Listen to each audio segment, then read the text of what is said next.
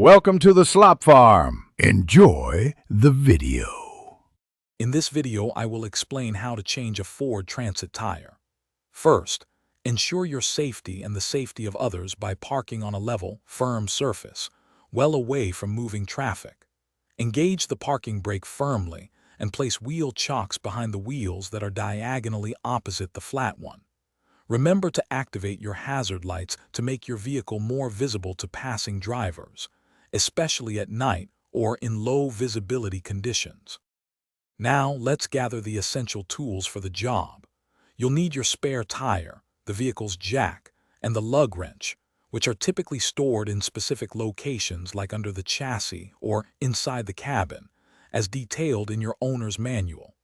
Before lifting the vehicle, use the lug wrench to slightly loosen the lug nuts on the flat tire by turning them counterclockwise about 1/2 to 1 full turn.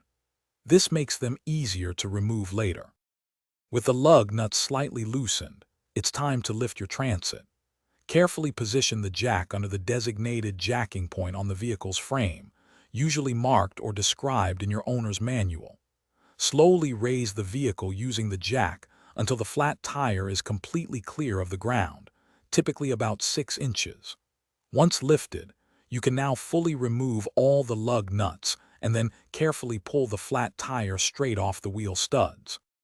Now let's get that spare tire on. Carefully lift the spare and align its holes with the wheel studs, pushing it firmly onto the hub. Hand tighten all the lug nuts until they are snug. Then, lower the vehicle until the spare tire just makes contact with the ground, but before it bears full weight. Use the lug wrench to fully tighten the lug nuts in a star pattern, then lower the vehicle completely and store all your tools. Thanks for watching. Consider subscribing if we helped you today.